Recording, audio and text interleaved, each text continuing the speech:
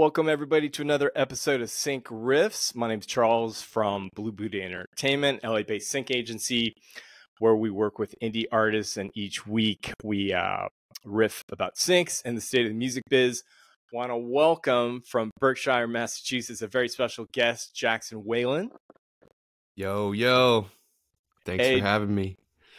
Welcome, Jackson. Jackson is a indie Blue Buddha artist. We've been working together as the start of this year. He's a music lyricist, producer, artist, and under his belt, over 100 singles, album releases combined. And he just kills it with positive lyrics and production. His live shows as well, incorporating live drums. And so stoked to have you in the studio, Jackson, and to set the table and the stage for a chat. Would love to hear. I know in the 90s, it was, correct me, Nas and the Fugees that sort of opened the gateway into your journey as a prolific hip hop lyricist, producer. And reading up, you got into mixtapes and want to kind of set that up, and would love for you to kind of peel the layers back and talk about some of your early mentors and how you got into the scene. Yeah, absolutely. When I was young, I was exposed to hip hop because my older brother Adam was living in the house with us, and he left some CDs behind, which back then was all we had, was like CDs. And I grew up on the cusp when CDs were transitioning into digital downloads that we have now and streaming. So at first I was exposed through finding these CDs to like that 90s hip hop that I fell in love with. So that was, Fugees, the album, The Score, Nas, Illmatic. And with Illmatic, I really fell in love with the beats. And like I wrote one of my first rhymes listening to the album, like because of the beats that were on that album and his amazing storytelling and just visual lyricism of his environment and how he was able to take things from his environment and, paint a picture through words. And that really inspired me. And I'm like I was like growing up in the sticks, but it's like hip hop made its way out to where we were at. And there are a couple people who really introduced me to it. One of them was named Reggie Dominic Omega, also an awesome rapper. So I would go seek him out in town, and he would always be up on the latest hip hop stuff that was going on. So those were the early days, the very beginning. So tell us about the introduction to the mixtapes. You did your own mixtapes, and how'd that come about? So when I, heard hip hop, started rapping, I really knew that it was what I wanted to do, like for life. I was very sure about that, which, a lot. I'm thankful that I knew that right away, because it's not typical to know what you're going to do in life that early, but I really wanted to do that. So first time I recorded was like in local studios and still in the CD era. So basically it was like CDs and MySpace and like maybe the early days of Facebook. But I printed up CDs and was just hand to hand in high school, selling CDs and performing locally. So that the CDs, the mixtapes, like, I was rapping on whatever beats I could. So they weren't always mine, but I did start making beats at around that time too, because I wanted to have original music and be able to put stuff out, as we know from sync licensing, without infringing on anybody's rights. So no doubt. No, it takes me back as well, because so tell me about, I'm curious, back when you were rapping back in the day, did you go by Jackson? What was your your artist name back then? So it was the Aposoul, so Aposoul. it was kind of like of the soul. So I was trying to put, you know, make it clear that I was putting my soul into this music. But Mm-hmm. Nice. and that was also like what I was doing graffiti back then too. That was also my like graffiti name. Mm-hmm. And yeah, that was that early era. That was my alias. Yeah. No, I read that because, and then I'm sure similarly, you know, back in the day, I'm curious, and it's always fun to ask. As far as, was it like a Casio keyboard? What was some of that early gear to produce some beats for your freestyles? Yeah, I love sharing this info. So yeah, like when I was around 9 years old, my parents split up and my dad bought a house that was like a fixer upper. He was like flipping the house. Mhm. Um, so it was me and my brother in this very small bedroom, kind of shabby, and we did have a Casio keyboard and a tape recorder that we found in the garage. And so I actually have these files. I have the first, Wow. converted the cassettes. So sometimes at my shows, I'll like play these first recordings, which, you know, pretty humble beginnings. But yeah, it was me and my brother just in a bedroom, like coming up with stuff on the spot. And like at that time, we were like listening to like Rapper's Delight and the old school hip hop, like Grandmaster Flash and stuff like that. Man, taking it, yeah, it's because I think the first time we started working together, I was telling you, you know, similarly, for me, high school graduated in '88, so it was, you know, Boogie Down Productions, MC Shan, and WBLS in New York, listening to DJ Red Alert on the show, you know, being out here on the West Coast. But no, that's cool. And then as far as DJing, did you also take your, because I know you went to, it was under DJ Rob Swift, you went to a DJ school at some point. Yeah. Amazingly enough, he was teaching a course at the new school where I went to college in New York City. So one of the last semesters that I was in college, there was like this program where the new school did a partnership with Scratch Academy in New York City. So I would like have the class at Scratch Academy. I would go there and it was DJ Rob Swift was the instructor. And yeah, so he really taught the fundamentals of DJing. And you know, before that I was using Ableton Live for my live shows, which I still use, but being able to get that fundamental knowledge of turntablism and you know, two turntables, learning it that way without any Serato, just vinyl, learning things like backspinning and scratching and different techniques. You know, it was important for me as like a hip hop head to actually go through that process, you know. And he was just so influential on my you know, on my music. Just like also his mindset was just like really positive and determined and encouraging, you know. 100%, because nothing like the fundamentals. I mean, I've been going back and forth between, you know, I've dusted off the 1200s and then it's sort of like, and then you look at, you know, like you said, Serato, and then mixing with stems on Pioneer, but like you said, no substitute for real skills. You can have all the gear in the world, but it's how you use it and apply it. But yeah, so tell us about, you know, as far as, you know, when you're in the studio, because I'm sure that at any given day the creativity can hit you from anywhere. So you've got your journal, you know, does it start with the vocal hook or an instrumental hook, or it just depends? But most of the time, your formula for crafting a song, we'd love to hear, you know, over the years, what's kind of seems to in your wheelhouse that you always turn to. Yeah, there's a few ways that creativity hits me and the way that I approach creativity. One is like the more regimented approach of going into the studio almost on a schedule and just like focusing on the craft and getting better. So that would be like I come to the studio and I open up a beat and then I just write and record and rap and just do the repetition of the rapping. Another way is I'll be in the studio, like I'll start with the beat making process, and then somehow that beat will inspire me to write, or it'll just become a beat and then it's just production. But Yeah.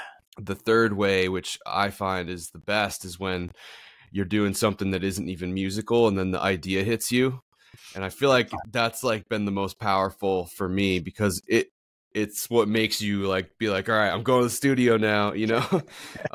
So there are a couple tracks that were like, you know, my bigger songs came from that, where it's like you're almost you just have to be open to receiving that inspiration. Like I've been loving Rick Rubin's new book, The Creative Act, because it's like he talks about this a lot. And one of my songs that, you know, did better than others was SNAG, Sensitive New Age Guy, which that came from me and my buddy just walking down the street, like making jokes and talking about, kind of making fun of ourselves in a way, because, you know, we are like sensitive new age guys in a way. And that's what made us write the song, was just like having these ideas hit us. And then, yeah, for me, it's been very important to have a schedule, because I was talking about this on the panel. It's like, yeah, got to make time to create, because in this music career, there's a lot of things that need to be handled that don't involve creativity, whether it's, you know, registering your song with a PRO or doing like some of these mundane tasks that we have to do to take care of everything. Yeah. It's, you know, to me, and I think I quoted it once in a previous episode, where, you know, taking it from, you know, whether it's Mamba mentality, or I think it was Mike Tyson who said something like, you know, discipline is doing the things we hate to do. So like you said, you're, I gotta go to the gym, or I gotta get up and perfect, you know, my freestyle or turntablism, whatever, what have you. But I'm curious, you know, songs like Big Facts and Discipline, that's a good segue to, you know, your brand of songs and rapping, of combination of, you know, grinding hard through tough times, and then positivity. What I love about your songs, and I think will resonate, you know, once we get out of this work stoppage, but with what's going on in the world, fighting that fight. But curious, Jackson, is there one early song that's kind of set the tone in your career for that trajectory of your songwriting with that positive message? Yeah, actually, it's not something that's released, but when I was in high school, I got involved with a local youth organization called Railroad Street Youth Project. And they basically created this opportunity for me to perform at the United Nations headquarters for the International Day of Peace, which came at a time when, you know, at first I was actually using music to kind of like channel aggression and anger. And then it kind of transitioned into realizing that I could use music to try to inspire people to do their best to make the world a better place. Yeah. And so that song I wrote for that like performance opportunity. And so that was kind of like the first moment that I was like, okay, music can be a vehicle for transformation, like, you know, try to create peace in the world. And then, you know, like songs like Discipline, Going Down the Road, it's like really comes from personal experience. And as a musician, just like grinding it out, you know, it takes a lot of perseverance to be an artist. And I also started doing CrossFit the last couple of years and like focusing on working out. So yeah, it is about doing the things that you don't like want to do, because the rewards are amazing. And you know, the lifestyle, I try to look at the habits of what the greatest people do, you know, and like do my best to do as many of those things as I can.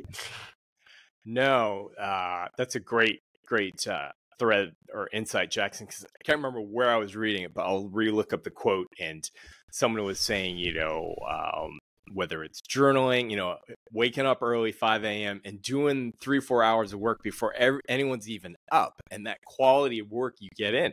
So I'm curious, as far as when is that sweet spot for you? Is it late at night, as far as that creative spark and being able to just be really productive in a short amount of time? Is there a certain time frame in the day? Absolutely. There's a certain time when I'm the most creative, and that time is when I can get up and out of the house. It's like 6:30 in the morning until like 9 or 10. Yeah.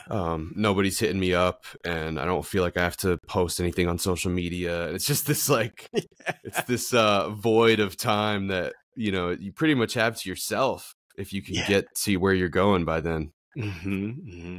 Yeah, no, it's you know, talking with other artists who we've had on the show, similarly, you know, just that work balance, personal life balance, and then with, you know, the beast that it is, but we have to do it with socials of posting up. But yeah, and I think, you know, a good segue, Jackson, it's a great through line, is if you want to talk about, you had, when was it, and the name of the track, you did a collab with KRS-One of Boogie Down Productions, and how that came about. Yeah, collab with KRS-One. That was an incredible experience. It basically happened because, like a lot of things happens through networking and meeting people through touring. So when I was on the West Coast traveling, performing, I met somebody who had brought KRS-One out to the Bay Area for some shows.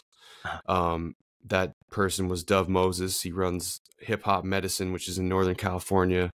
Brought KRS-One out for some shows, and basically linked me up with this guy Zinaru, who was like his tour manager assistant at the time. And they're all part of Temple of Hip Hop.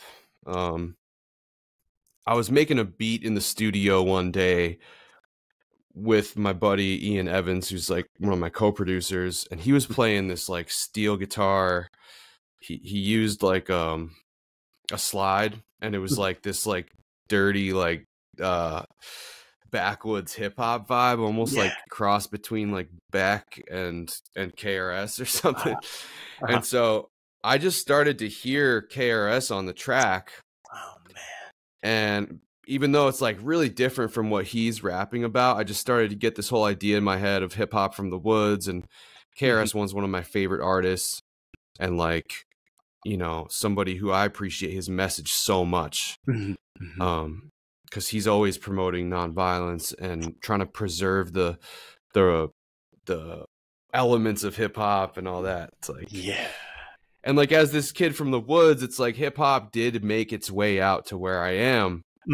So I sent him the track, didn't hear back, released the album without him on it, and then his team got back to me, and it was like, all of a sudden I had to hustle to like make it happen. And so he was on the remix to From the Woods. Yeah. Oh, killer. And you guys had linked up, because I saw on IG, you eventually, there was somewhere you met in person? I met him like 3 weeks ago in New York City. So after all this time remotely collaborating through COVID and stuff, I saw he was playing at Sony Hall. And cool. So I went down, I was in New York City, and I went to the show, and Ja Rule was chilling. He was like hosting the show, presenting the show, and then I'm sitting there, and then they put Fat Joe right behind me. And I was trying to be respectful, because like he had a bodyguard there, and I wasn't trying to blow up his spot. But yeah, Ja Rule was right there. And Fat Joe loves KRS-One. It was awesome seeing Fat Joe watching KRS-One, because I could tell it was like KRS-One's, you know, even like a generation like beyond those guys, you know. So like they grew up on him. So that was cool. And then they all performed that song, the New York song. I'm from New York. So it was cool, man. And then I stayed after the show, and I waited and waited and waited, and then KRS came out, and I talked to his right hand dude, Son One. I was like, "Yo, can I say hello?" And then we did like a little video photo thing. Man, that is too cool. Comes full circle, and and I prepping for this chat, because we both came up on hip hop and it's integral and the through line, but 50 years of hip hop, not to put you on the spot, but top 5, the list could be top 50 for that matter, but influential, hip hop that, let's say you were going on a desert island tomorrow and you only could grab, a handful of CDs. So digging in the crates, what would be some of those artists from back in the day? Obviously KRS-One B.D.P in there, but alongside, him and I'm curious who would be in your crates there to take on that desert island. Yeah, for sure. KRS is on there, definitely. Lauryn Hill. I really love Grandmaster Flash because like that song, The Message. So that's 3. The Roots. I love The Roots. I've been performing with Ray Angry, who plays keys in The Roots right now. Oh, nice. And then let's see. Man, there's so many. It's amazing. It's amazing how many amazing artists there are. I'll choose one of my current favorites, which is J. Cole. Yeah. So there's a few. The list, and it's cool to see because to your point, when I was in college, I saw Diggable Planets perform. Oh, yeah, and they're still. I see them on their IG feed, but somebody has to do, like the reunion tour of whether it's Diggable, and then you see Flavor Flav's still active, Chuck D. But yeah, I mean, it was cool to see back in the Grammys they did that, the 50 years of hip hop, and there was so much they couldn't fit everybody on the stage. Yeah, it's a lot. I mean, it's amazing to watch a culture form within our lifetimes and go into this global phenomenon. Yeah. And inspire so many other genres of music too. It's really thankful to be, be able to experience that. It's huge because, back in the day, everybody's saying, hip hop's a passing fad. It's going to go away. And here we are. A great through line I wanted to share and then turn the mic to you, then we can talk about it. I know back in on June 23rd, you released a new track, Bring It Back, which featured Jam Young. And that's a great, tell us about that track and kind of goes back to the roots of old school hip hop. Yeah, it definitely has that classic feel for sure. And just, the tradition of, passing the mic back and forth kind of. So yeah, that's with the MC named Jam Young. He's in Queens, and I met him through the New York City scene. And yeah, I mean, that track, we're just having fun, man. It's like trying to bring back that classic hip hop and just bring a good vibe. And I feel like it was a good release for the early summer. No doubt. Yeah, you're taking me back. It's the heat is on out here in Cali, and across the country we got the heat, and it's sort of, taking it back to the prolific film of Spike Lee's Do the Right Thing and that soundtrack, the summer anthems. But yeah, without further ado, I'm going to cue this track up and we'll share an excerpt.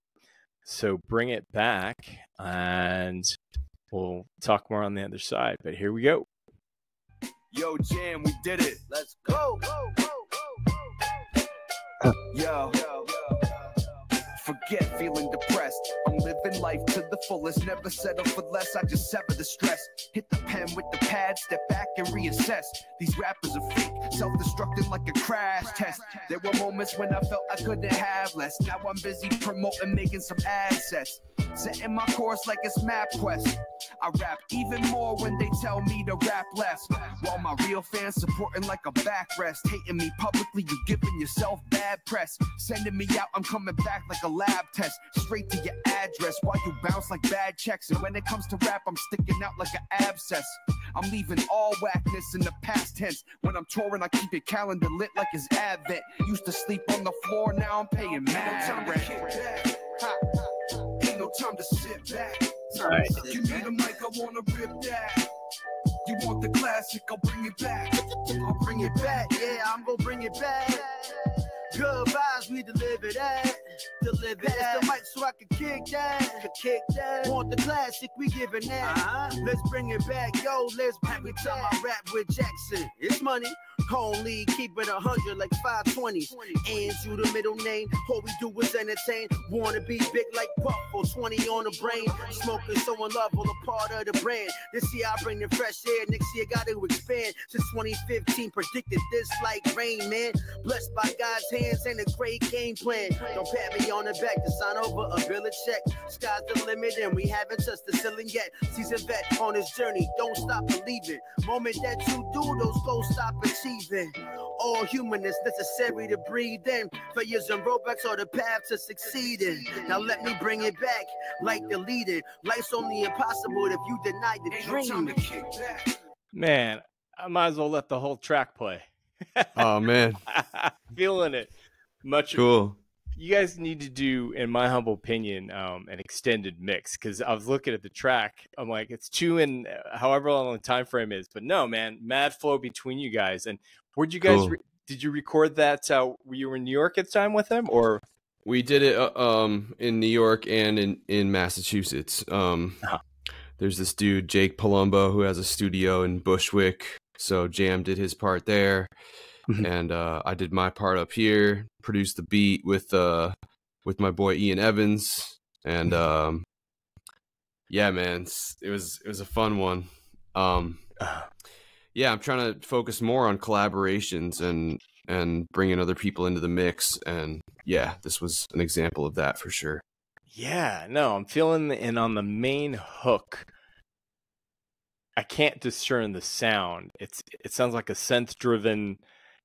It's a string. I don't know if at the top of my head, if you know what that riff was. It's like a.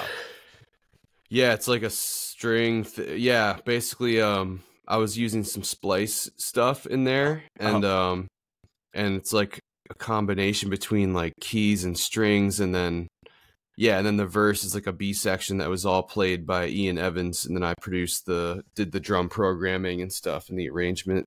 Sweet. Very nice. Very nice. And it sounds like, obviously, I would presume, based on just the quality of it, straight up 808 909s from the good old Roland.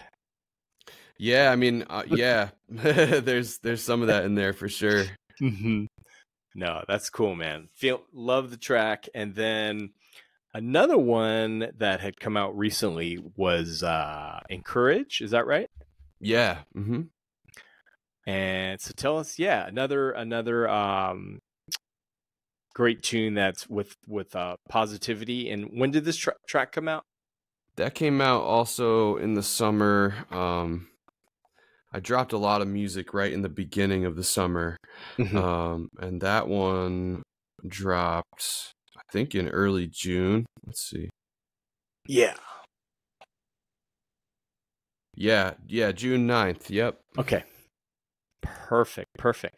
Well, cool. I will cue this one up. So this is another track from Jackson Whalan, Encourage, and we'll talk on the other side.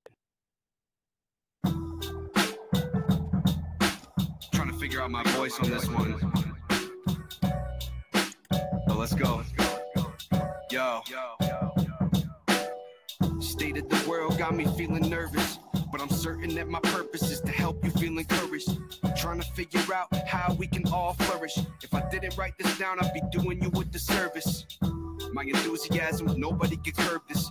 I just want to show you some love, cause you deserve this. I rap sophisticated, leaving dictionaries worthless. I'm out in the woods, out of towners like, where's the service? I'm off the grid until my true self emerges.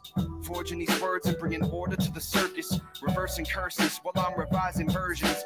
Waking up to my girl, putting coffee in my thermos, yo. Supporting me while I go battle some burdens. You could catch me in the morning making magic like Merlin.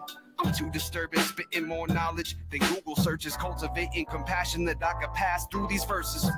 It's looking like a bubble, let me burst this from every different angle. Let's see how I can work this. My generation feeling worthless, cause a virus left us workless. Corporate crooks couldn't open up their purses. I'm shouting out to all the doctors and the nurses, putting the bodies in refrigerators and hearses. If it wasn't for this music, then I'd probably short circuit. I'm at home reading and writing till my pen is picture perfect. Traffic and it's merging, but I'm focused, never swerving. Even when the road is curving, gotta keep these wheels turning. I'm working, doing what I love to make a earning, and it's working. I got fans from the US out to Berlin.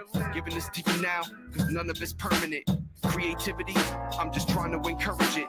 I'm different and I'm sure of it. You will not find a surrogate. All the conditioning that holds me back, I'm unlearning it. How could I not crush it? These fakers cannot touch it. Success, you could not rush it, cause you could get dropped from it.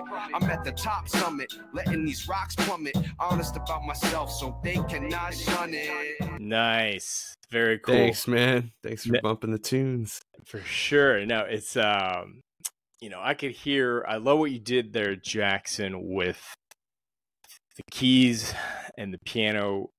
I could hear some Wu-Tang influence. Because correct, you had toured, you opened up with Jizza? Yeah, I opened for Jizza in the winter last year, and I became really good friends with his band, actually, the Funky Nomads. And the keyboard player in particular, this dude named the God of Sound, and yeah, he's become a good friend. I was just with him yesterday, actually. Oh, dope. But yeah, man, heavy Wu-Tang influence, especially in the drums, and yeah, just the mood of the melody for sure. And you know, it's funny, I'm thinking about like what makes these songs interesting, and it's actually sometimes like I don't write with any end goal in mind. Like I didn't write those songs thinking that they would be placed with sync licensing particularly, you know, and like some of the lyricism is almost too specific for that in a way. But with these tracks that you're playing, especially in Courage, you know, I just sat down and wrote, you know, what was coming to my mind, and tried to be unfiltered about it. And like if I'm writing something for sync, I'll be a little bit more universal, like with my song Wavelength or something. But with these ones, I'm like, this is very me, you know? Yeah.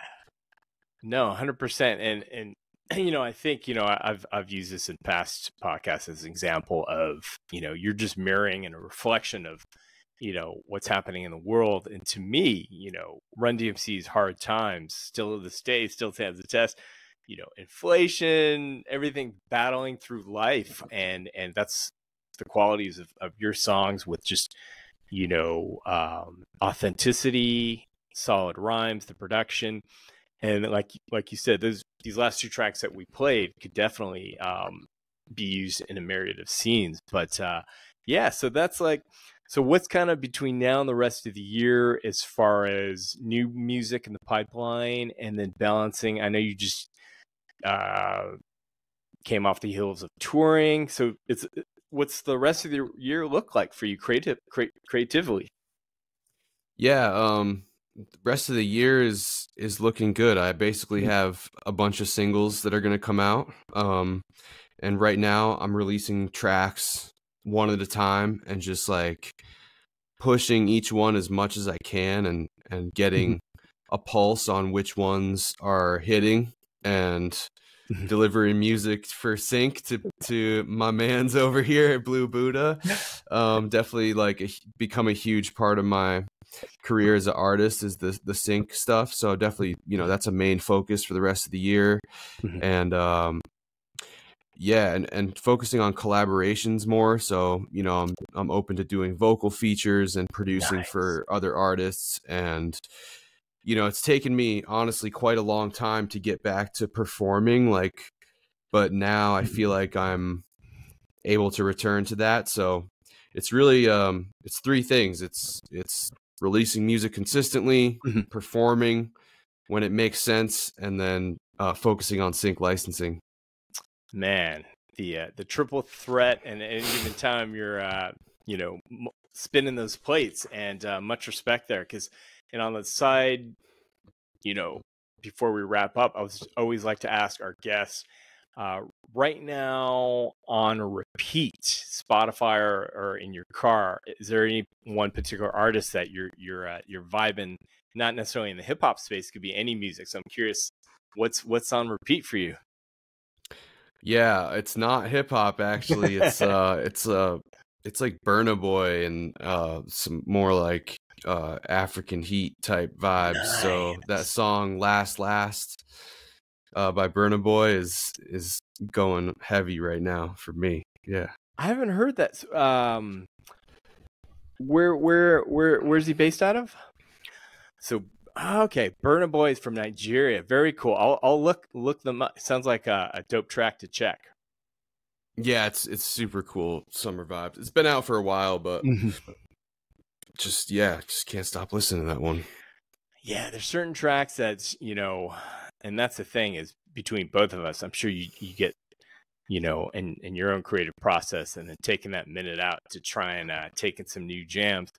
But no, man, the time flies by, and we're gonna set the bar high because no one's ever really done this on Sync Riffs. So wanted to play one of your instrumental tracks and have you close out the Sync Riffs episode with Jackson Whalan, doing a little freestyle, whatever comes to your mind, or could be back in the annals and drawers of your hip hop mind, some riffs that you have on repeat. But with that, was going to cue up Whale, your instrumental track, and take us out. And so good to have you in the studio, Jackson. I really appreciate you, and look forward to connecting again sometime. Thanks for having me, man. No doubt. Thank you, Jackson. And with that, a little freestyle, and take us to the bridge. Here we go. Yo, make it up on the spot. I think this. I'm with Charles. We're on Sync Riffs.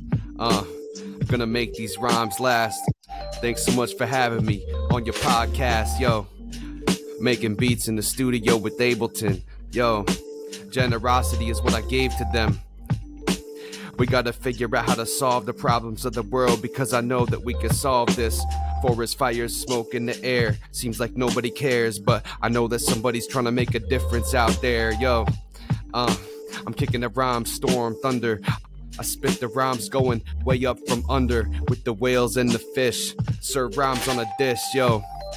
I'm just chilling it, killing it. Sync Riffs though. Placements on television. Well, I listen. I come through freestyles never written. It's Jackson Whalan on the microphone, mailing it in, spitting the freestyles at night alone. In the studio, in the woods, in the forest. I'm solving these mysteries like my name was Chuck Norris. Shining like Aurora Borealis. The rap is my palace. I do this till my vocals get the callus. I'm staying healthy, eating salads. Come through with these rhymes, yo, you know how we gotta stay open to what's coming next.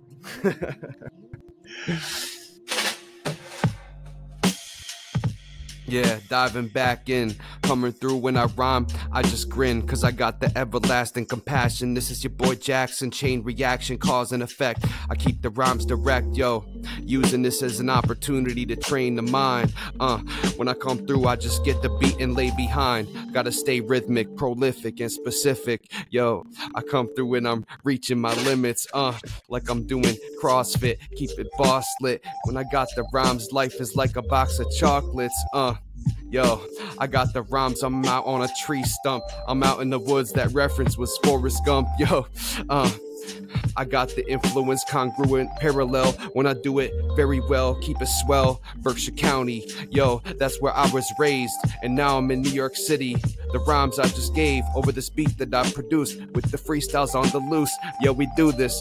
They're faking, but we're bringing the truth. When I come through, I just kick it. Hope that you have a swell day. I'm sending love to my people out in L.A. Hey.